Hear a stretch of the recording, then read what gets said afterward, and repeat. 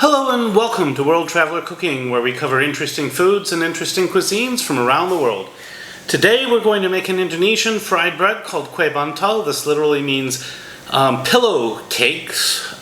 These are or pillow bread, and you'll see why as we get to frying it. Our ingredients are pretty simple. We have 500 grams of flour, into which I've added 1 teaspoon of baking powder. Now, we will also use a full packet, so like 8 to 12 grams of instant yeast.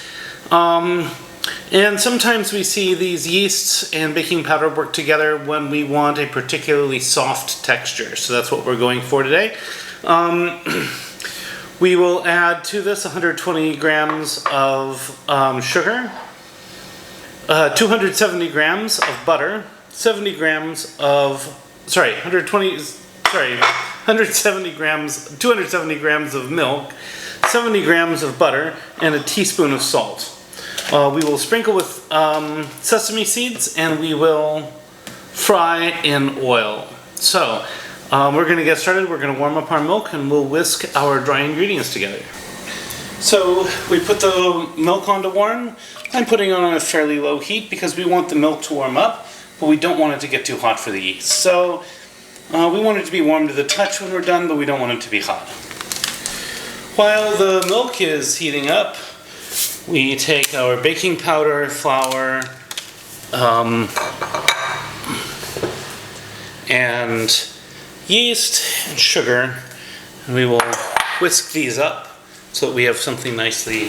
So I did overheat my milk a bit, so I did have to cool it down. Now added my milk.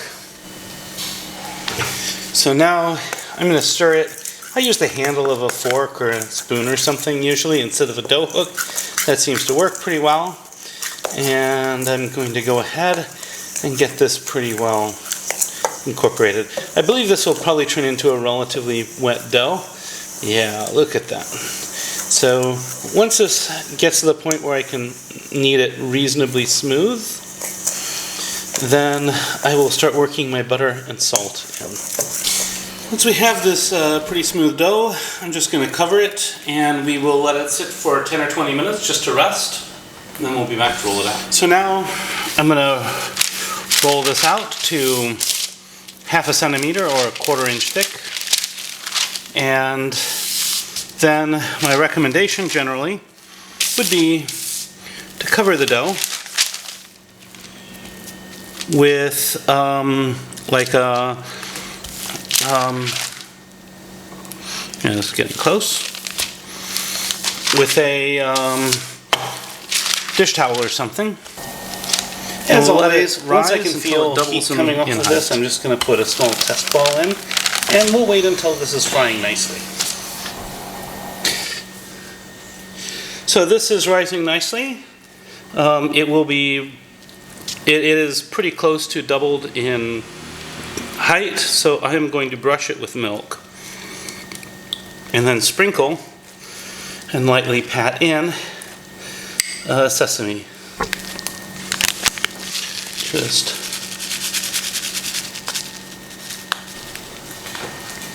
Then we're just going to take our dough bench scraper, and we can cut them in. You can cut them into strips.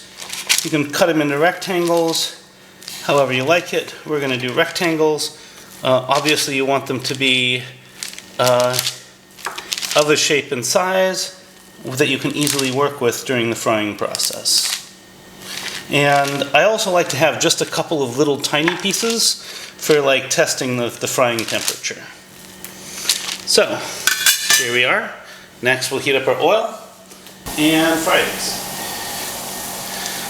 These are looking good, so I'm going to start adding some more of these. And we will fry them until they're nice and crispy and golden brown. And then we'll set them over to drain. Now, I have a couple things to say before I do the taste test. Now, a proper Kue Bantal should expand quite a lot more than this did. And the recipe I got this from call this an Odading and also a Kue Bantal. I think there are certain things that, well, this definitely falls into the category of other Odading that I can find. It's not quite a Kue Bantal, so keep that in mind. I think to make it into a Kue Bantal, one would need probably a lot more gluten, so maybe let things rise quite a bit before adding the before kneading in the butter. If you knead in the butter, maybe omit the butter entirely. I'd probably omit the butter, in fact. That would lead to more gluten, a greater stretchiness, and it would balloon up more. As this is much more like a fried cake, a fried sesame cake. So we're going to try it in a moment. But again, this did not come out as a Kue Bantal. It came out only as an Odading. So next time I will do a proper Kue Bantal, and yeah, we'll go from there. So I'm going to go ahead and try this now.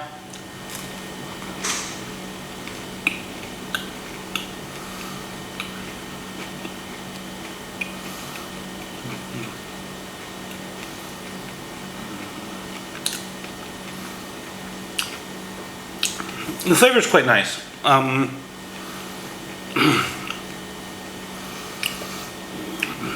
Perhaps a little sweeter than I would like, but again, it's a Javanese snack, so yeah, we'll go from there.